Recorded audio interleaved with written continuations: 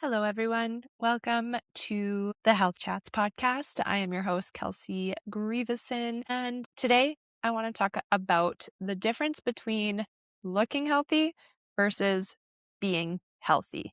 I think in this social media era, we are bombarded with information of what health truly is, especially working with so many women who come to me every day with concerns on, should I be going to Pilates? Should I be lifting weights? Should I do HIIT workouts? Should I be in a extreme calorie deficit? Do I eat more? Do I reverse diet? These questions come to me and I'm like, okay, where did you even get this information? Most recent one, someone came to me and they're like, yeah, I was told that I should be fasting. And I'm like, okay, I'm your coach. So who told you this? I'm like, where did you learn this? Oh, I saw it on TikTok. I'm like, girl, please.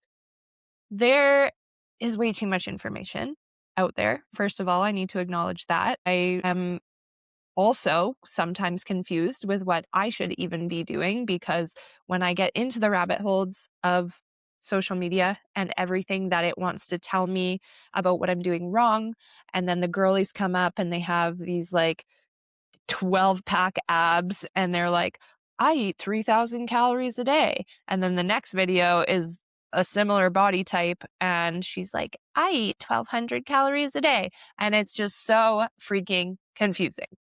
Would you agree? Yes, you probably would. So I want to talk about like what health actually is. And health often doesn't look how you think it looks. I think healthy living, if I had to define it, it's living a sustainable lifestyle, eating foods that you enjoy while also prioritizing foods that make you feel good, moving your body because you know it's good for you, and building muscle mass will help with longevity, and also choosing to move your body because you enjoy it. It's this balance, for lack of a better word, between pushing yourself and also doing it because you love yourself. And pushing yourself, you can even reframe that to you're doing that because you love yourself, because you care about your body. And then the other one is doing it because you enjoy it and you love yourself, so you do things that you enjoy. I feel like one of my life missions is to help people feel more balance in their life and more harmony. I have lived on both extreme ends of extreme dieting where I'm eating probably less than 1,000 calories a day. I wasn't tracking back then, but I now can just kind of recollect what I was eating versus what I was doing for activity. Under 1,000 calories a day mixed with 3 workouts a day. Who does that? I did. Would go to the gym fasted because there was this idea in my mind that if I push my food out for as long as humanly possible and I'm so hungry, that is healthy. Couldn't be farther from the truth. But I did that, and I did it for long enough where I ended up losing my menstrual cycle. My period was gone for 4 years. I've talked about that on previous episodes, and I'm very open to share about it. And where this really stemmed from was, on the other extreme, my issue with binge eating. So I would binge eat. I would eat pints, actually larger. I would get buckets of ice cream and I would eat it without telling anyone. It was my own thing. I would be in my either 1-bedroom apartment or then moving in with roommates. I would have to sneak it into my room so no one knew what I was doing. And I would do that. And then I would wake up early, go to the gym the next day and like try to work it off as if that's actually a thing that you can do. And so that was the first extreme, which led me to the other extreme of just like severe dieting. And the thing with health is, if it's an extreme, if it is something that you are doing that is way out of the ordinary, it is probably not healthy. You are probably not healthy or living a healthy lifestyle. So, what is health really? What do healthy women and men, but I have a large audience of women, so I'll talk there. What do healthy women do in their days through the week? Healthy women prioritize their workouts. They go to the gym 3 days a week, sometimes 4, maybe 5, but they listen to their body. So they have their structured workouts in their calendar, like a doctor's appointment. Healthy women, they don't skip their workouts unless their body is so sore that they know, I probably need to get a massage today, or I need to do something more gentle, like a walk or like a yoga class. They don't look at it like, I failed because I didn't get to my workout. That would be an extreme. That would be an all or nothing mindset. No, healthy women, they miss workouts and they're okay with that. They know that by missing one of their workouts in a week, they're not ruining all of their progress. They have it as a lifestyle. Healthy women, when they're at the gym, they push themselves because they know when they push themselves for those 45 to 60 minutes, that will help them actually build muscle. And before they even get there, they eat. Healthy women eat before they work out because they know that when they fast, their cortisol, stress hormone, is going to stay up high, and going to the gym brings it up even higher. And healthy women, they don't let themselves live in a state of stress. So they eat before they go to the gym, and they usually think already before they're even at the gym, what am I going to eat after? How am I going to replenish my body and refuel my body? Healthy women, on that context of stress, they feel stress, but they don't let themselves stay in stress. They have stress management practices like meditation, like going to yoga, like going on walks during the day. They have other practices like journaling, like coloring, like reading. They have healthy coping mechanisms like calling a friend, like maybe going to therapy. They have coaches in their lives. Healthy women, they live a very sustainable life with all of the habits that we partake in. And what else do healthy women do? Healthy women, they eat ice cream. Healthy women let themselves eat the foods that the extreme mind might deem as bad or label it as high processed sugar. I can't have that. They eat it not often, but they do eat it probably once a week, maybe more, maybe twice a week. Healthy women allow themselves to enjoy foods because they know that food is one of the biggest connectors in our life. For thousands and thousands of years, humans have been connecting over food. We get together, we have a family dinner at the end of the day, and doesn't matter what's on the table. We're not sitting there like, oh, what is that? Oh, I can't have. No, they're here with people. Healthy women acknowledge that not everything needs to be centered around what it is you're putting in your body. Healthy women don't hyper obsess over every single thing that they put in their body.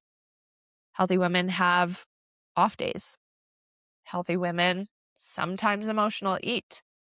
Healthy women might eat a bucket of ice cream and then wake up the next day and still have breakfast because they're not guilting or shaming themselves for doing that and, slipping up, you could call it.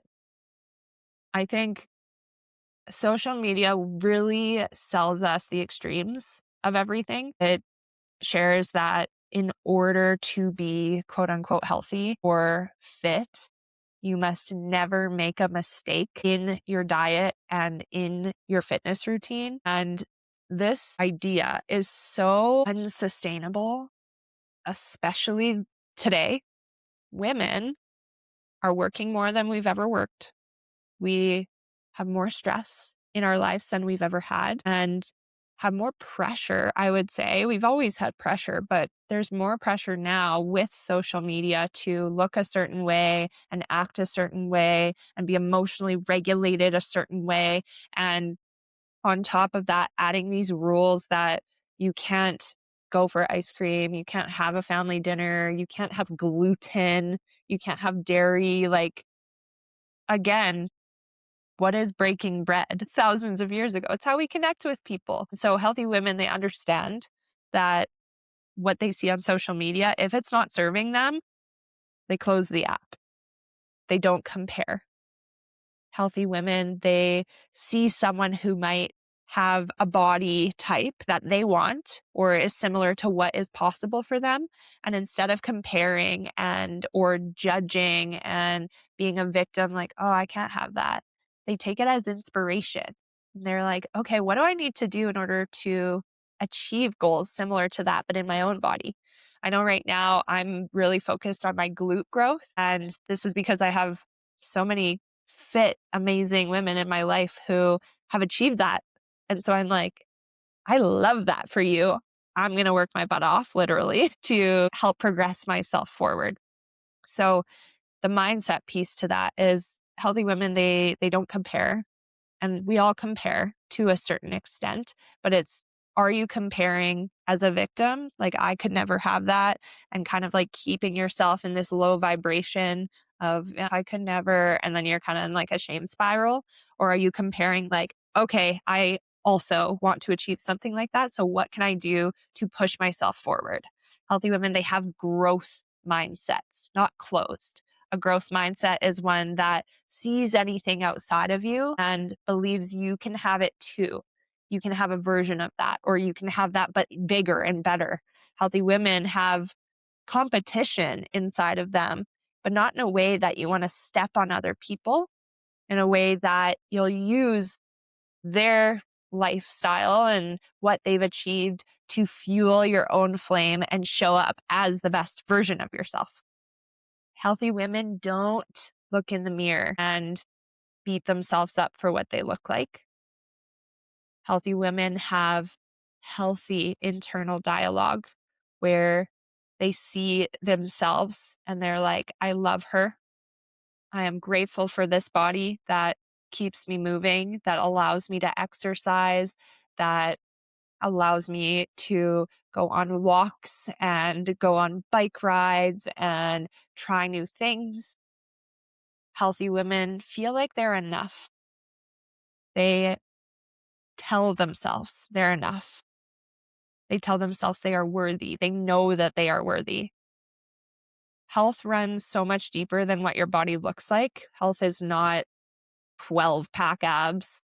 You know who I'm talking about. If you have this on your explore page, there's some bodies that I'm like, is this AI? Like, and that's the thing too. We don't even know if it's real. We don't know what they're doing. But yeah, the women have the discernment to be able to break up all of this external noise and come back to themselves and know that health is not what you look like, but it's really how you feel in your body and how that shines out to the rest of the world.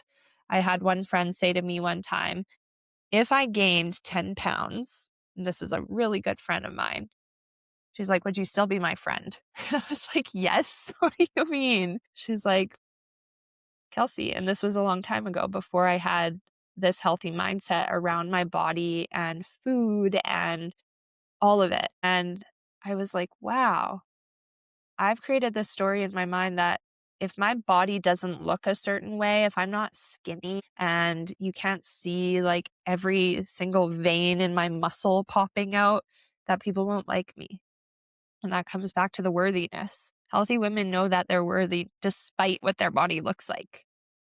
Healthy women can work towards cool things like fitness competitions, maybe if that's a goal for you, or even just like creating a lean and toned body that maybe you want to take photos on a beach. I know that's a goal for me right now once I start cutting, but it's not who they are once they're there. It's who they are along the way. They have a healthy relationship with themselves and use that as fuel to move forward.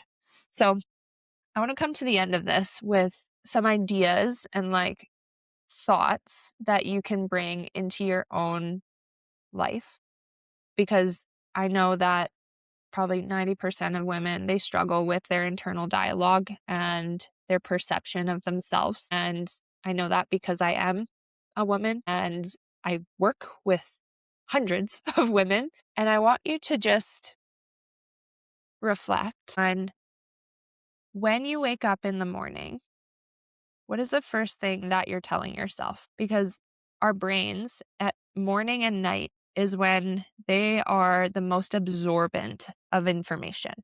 This is why I will tell you, do your meditation in the morning and do it before bed. And so that's number one. What do you say to yourself first thing in the morning? Do you wake up and you're like, "Ugh, I don't feel good in my body today. Today's going to suck. Oh, it's cold outside. Oh, it's this." And then it's kind of like this ripple of that first thought. And you can never change your first thought, but you can change a second thought. And you change your second thought enough times, it eventually becomes your first thought. So start there. What is that first thought in the morning? And then before bed, that's the second thing. What is the last thing you're telling yourself before bed? A lot of people, they scroll on their phones. So if you're scrolling on your phone before bed, stop that, because you're likely looking at all of the things that you don't have and the quote unquote perfect lives of these other women. And you're sitting in comparison and you're just like letting that immerse and sink into your bones overnight. And then you wake up and it's the same thing, right?